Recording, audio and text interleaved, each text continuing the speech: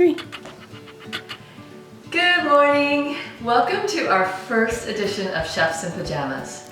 I get so many people and so many students that say, I want to record a video but I'm never ready. And I said, you know what, just do it in your pajamas.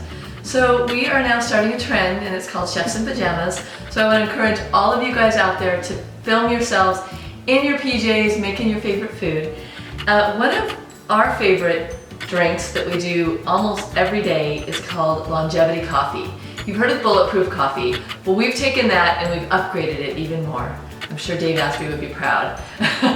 So what we're going to do is we're going to take the bulletproof coffee, which we did buy from Bulletproof, and we're going to put 4 tablespoons into a coffee press. Now, from everything I've read on the internet, coffee presses, French presses are the best way to go. This is about, I think I did 4, maybe 5. I just fresh ground this in my blender, so it's nice and freshly ground. 4 tablespoons, and then you're just going to fill it up with water. So from what I've heard, the French presses are the best because when you do the pour over with the paper, you tend to get a little bit of the taste of the paper in there. And if you do the brewed, it's just going to make it taste bitter, and I don't like the taste of it at all. I really like the taste of the French press. So we're going to put this aside for 4 minutes, and I've already brewed one, so we've got one here ready to go. And we're going to start putting everything into the Vitamix. I like the tall Vitamix better, the 5200 or the 5000, better than the wide one because it just blends and froths better. So we're going to pour all that coffee into the blender. And if this is just for you, don't worry, you can have an iced coffee waiting for you later or for the next morning. So I like to really press it to get all that out, all the liquid out. If you pump it a couple times, it will tend to get more of the water out of the bottom, I found. More of the coffee. So get all that out. And then this is when the fun begins. We get to decide what's going to go in our coffee today. Now, a lot of people talk about coffee not being good for you because it's acidic, and that's why we use the mold-free coffee. This has been tested to have absolutely no mycotoxins or mold in it. And then we brew it for 4 minutes, so it's not, it's not going to be acidic for our bodies. It's actually quite nice when we take it. But the way we keep it from being even, the way we make it even more healthy is to put some great stuff in it. Now, there's a couple products that I really love. This is by a company called Longevity Power, and this is longevity in a bottle. And this, I'm going to use a tablespoon. This, I do about a tablespoon of it. It has about 20 different longevity herbs in it. Things like astragalus and reishi and chaga. Let's see if I can get a tablespoon out. Just some really great herbs in there. Red asparagus. Has some really yummy, awesome herbs in there. And then the other thing I like is this product is called Glow, and it's actually by the same company. It's Hoshu Wu. If you've never heard of Hoshu Wu, it's the translation is something like Mr. Wu has black hair, something like that. But it's about reversing aging. It's antioxidant. It helps your gray hair go away. I know people that have used it. I'm going to use about ½ tablespoon because it's a little bit strong.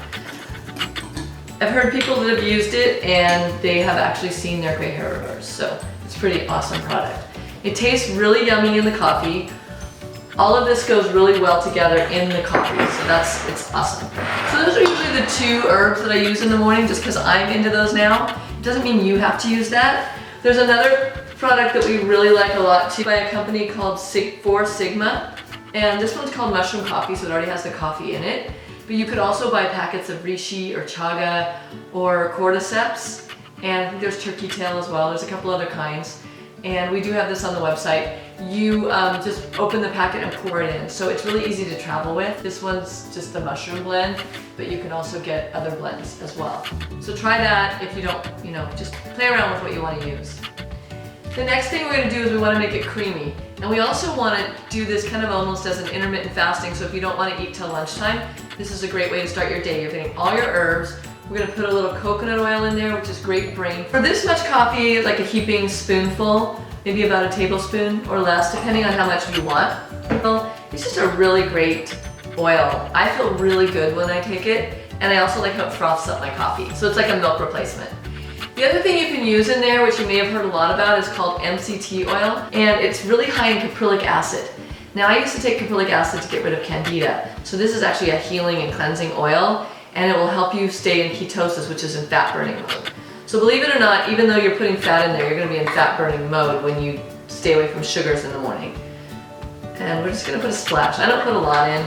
It's a little bit expensive, and I find that if I put too much in, the coffee gets kind of oily, and I don't like that. So now let's talk about how we're gonna sweeten it. You could either do it like this with no sweetener, but of course I love my Stevia. We have a brand that we absolutely love here at Pure Joy Planet, and it's called Sweet Stevia, and you put about, I don't know, that was like a half a teaspoon or so. We like a lot, but you can put a little bit in. So there's your Sweet Stevia. And then you can also use like a sugar-free sweetener like Lakanto.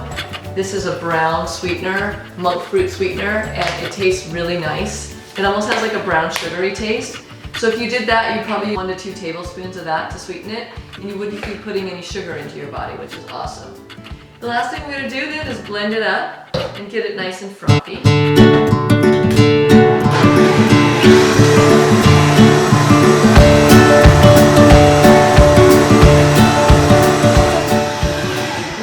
Blend too long, you don't need to over blend. I find that a lot of people just blend and blend and blend, and it's really not necessary. Then, as you can see already, it's kind of frothy and foamy. It looks so good. And pour it into your cup. And as you can see, the foam is there. And then what I'll do is sprinkle a little cinnamon on top, just like you would in a coffee shop. And you're never going to want to go to a coffee shop again if you're a coffee drinker, because this is so amazing. You don't feel any of the coffee jitters, you don't feel any negative effects. I sleep great. It's just a nice little boost in the morning. It feels really good to put in my body. I feel like the coffee opens my cells up to get the mushrooms and all the medicinal tinctures in there. So it's really a win-win. You get your coffee and you get your healing herbs all together. So enjoy your longevity coffee. 3.